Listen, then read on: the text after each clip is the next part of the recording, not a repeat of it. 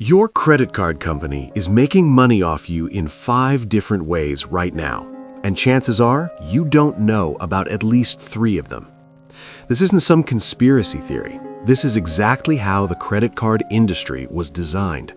They want you to swipe your card. They want you to feel like you're winning with rewards, and they definitely don't want you realizing how much money they extract from every transaction. By the end of this video, you're going to see credit cards very differently, and you'll understand why banks keep sending those pre-approved offers. Let's start with the most obvious one: interest. The average credit card APR right now is close to 25%. Here's what that means in real life. If you carry a $5,000 balance and only make the minimum payments, you could end up paying more than $7,000 in interest before it's gone. You spend $5,000, but you pay back $12,000.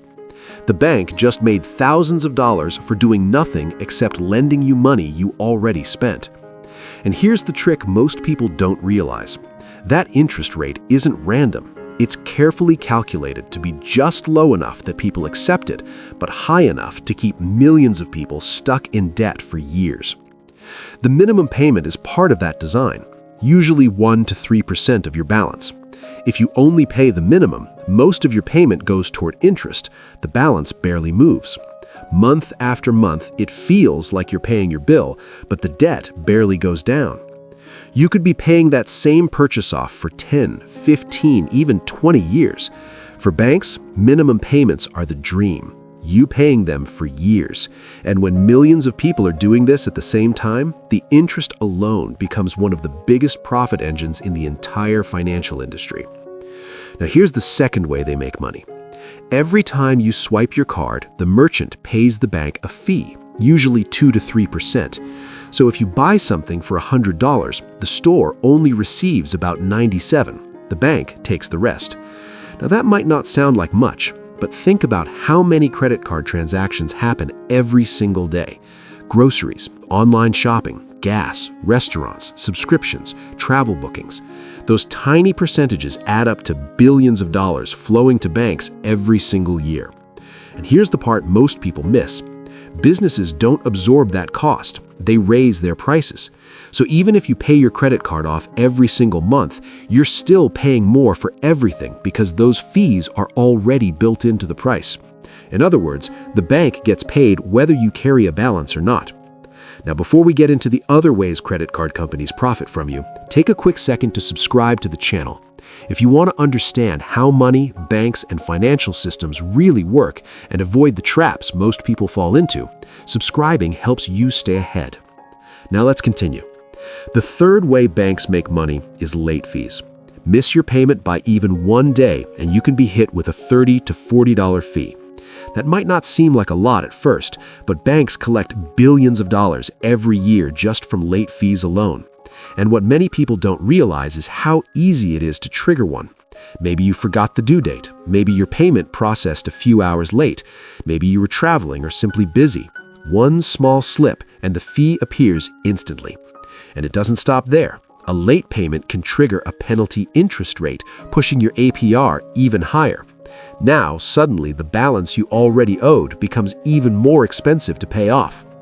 One small mistake can turn into months or even years of extra interest.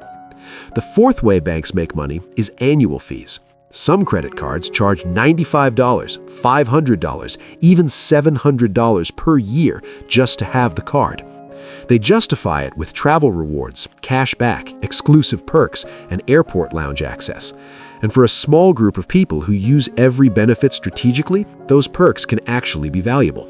But the majority of cardholders don't maximize them. Life gets busy, people forget about the benefits, and the yearly fee quietly renews again and again. It works a lot like the gym membership model. You pay for access, you barely use it, and the company keeps the money. Millions of people sign up for premium cards thinking they'll maximize the rewards, but over time, they end up paying for benefits they rarely use. Now, the fifth way they make money is psychological, and it might be the most powerful of all. People tend to spend about 12 to 18% more when using credit cards instead of cash. Why? Because swiping a card doesn't feel like spending real money. When you hand over cash, you feel the loss immediately. You see the money leaving your hand. But when you swipe a card, it's just numbers on a screen. The purchase feels distant, almost painless, so people spend a little more. They upgrade purchases, they add extra items, they say yes to things they normally might think twice about. A slightly better hotel, a more expensive meal, an extra item in the cart. Individually, those decisions feel small, but over time they add up. And the more people spend, the more likely they are to carry a balance, which brings us right back to interest. Now let's talk about the biggest myth surrounding credit cards: rewards. Banks market rewards like you're getting free money. Cash back, travel points, miles, exclusive perks. The ads make it look like you're beating the system, like the bank is paying you. But many people end up paying hundreds or even thousands of dollars every year in interest. If you're earning 2% cash back, you would need to spend a huge amount of money just to break even on that interest. The rewards aren't really free. They're a small portion of the money banks are already making. It's similar to a casino giving players free drinks while they keep gambling. The reward makes the experience feel good, but the house is still winning. Now here's the reality. Credit cards themselves aren't evil. They're simply tools. Used carefully, they can help build credit, provide purchase protection, and offer some useful benefits. But used incorrectly, they can quietly drain money for years without people even noticing how much they're losing. If someone is carrying a balance right now, the first step is simple. Stop adding new charges. Focus on reducing the balance. Pay more than the minimum whenever possible. Even small extra payments can dramatically reduce how much interest you pay over time. Setting up automatic payments can also prevent late fees and protect your credit score. And if you use rewards cards, the balance should always be paid in full every month. Because the uncomfortable truth is this: most people aren't making money from credit cards. Credit cards are making money from them. The average household with credit card debt owes thousands of dollars and pays hundreds or even thousands in interest every single year. That's money quietly flowing from everyday people straight into the banking system.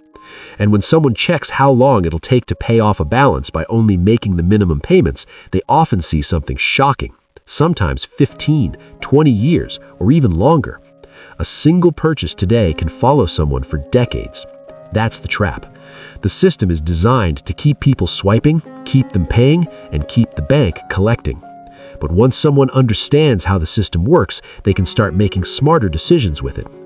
If you found this breakdown helpful, make sure you subscribe to the channel so you don't miss future videos that expose how money and financial systems really work. Also, if you learned something new today, take a second to like the video. It helps more people discover this information. And I'm curious about something. Do you currently carry a credit card balance, or do you pay it off every month? Let me know in the comments below. Your answer might help someone else realize they're not alone. And if you know someone who struggles with credit card debt, share this video with them. It might help them avoid a trap that millions of people fall into. Thanks for watching, subscribe for more, and I'll see you in the next one.